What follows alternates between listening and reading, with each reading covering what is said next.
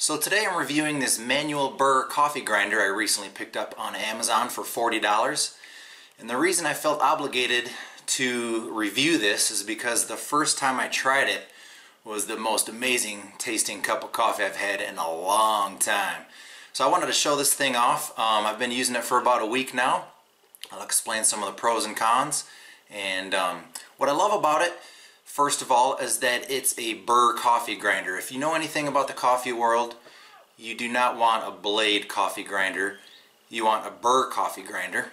A blade coffee grinder is like, think of it as like a helicopter blade, and it doesn't really grind the beans evenly. If you've got a Burr coffee grinder, it grinds them like this. Two burrs come together and you get a much more even grind, better tasting cup of coffee. The coffee is just going to extract better whether you're using a French press or an auto drip coffee grinder.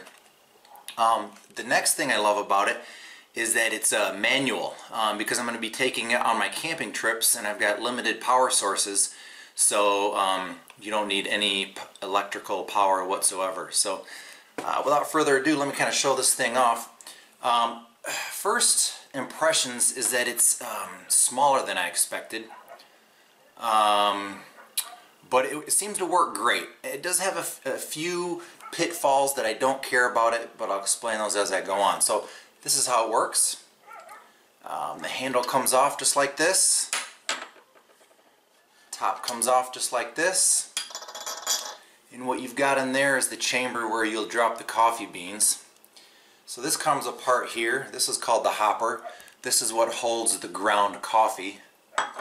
And on the bottom here, you have the Burr grinder, and you can actually loosen this up for a coarser grind or tighten it up for a finer grind.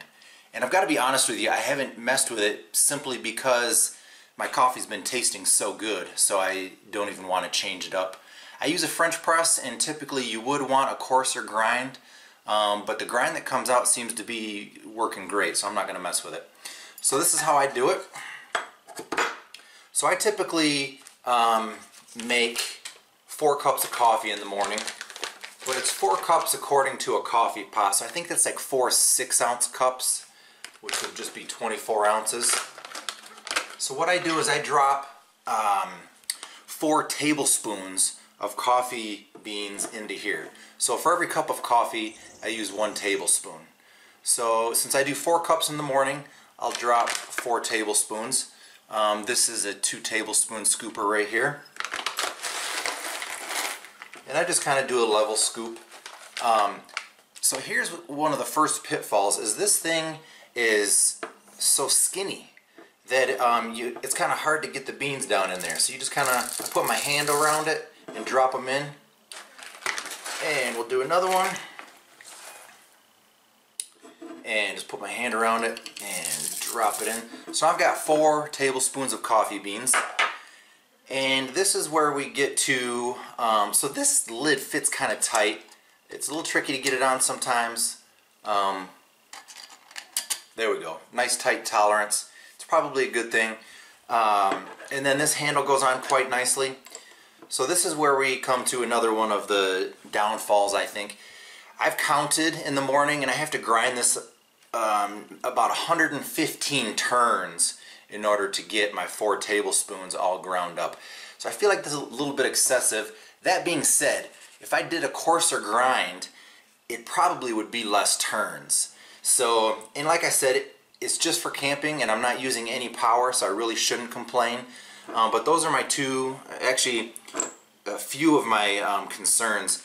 My final concern is because it's so tall and skinny, when I grind it, it's kind of hard to keep it stable. So even though I do have a few concerns, I love this coffee grinder. It works great, and the price is right. So let's go ahead and grind this up really quick. Bear with me, I'll probably have to speed up this part of the video because it will take approximately 115 spins. So here we go.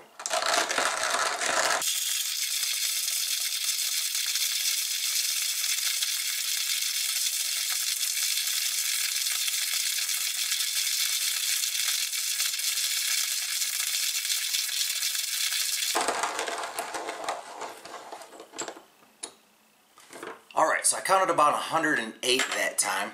I thought of something while I was grinding this up. I don't know if you've watched my Nash Potatoes coffee show, but Dunkin' Donuts is one of my favorite coffees.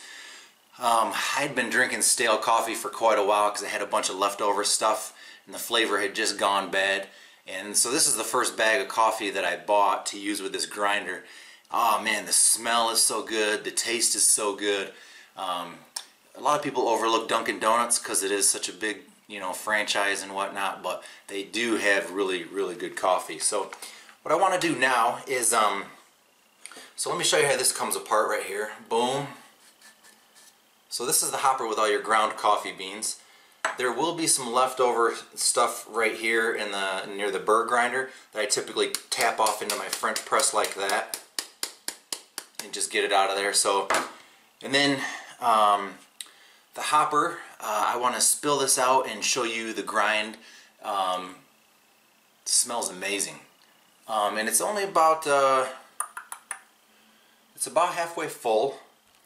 But because that drops down in, I don't know that you can go more than 4 or 6 cups at a time.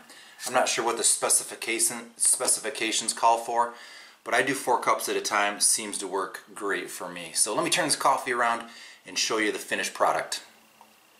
First of all, I wanted to show you what a great job this grinder does, grinding these coffee beans nice and evenly.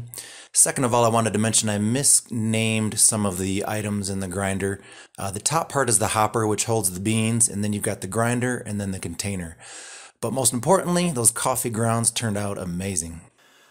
So there you have it. I think this manual Burr coffee grinder from the JavaPresse Coffee Company is amazing. Can't wait to use it on my camping trips. I've never owned a coffee grinder. I've always just bought the pre-ground coffee. But my cups of coffee in the morning have been tasting amazing. It's only 40 bucks at Amazon. You gotta check it out. Give you a good look here. Even though there were a few things I might change in the design of it, overall I think it does exactly what I need it to do for my camping trips. Can't wait to use this in Montana. But that's all I've got for you today. Thanks for watching the Nash Potatoes Outdoor Show. Please subscribe to my YouTube channel. We will see you next time.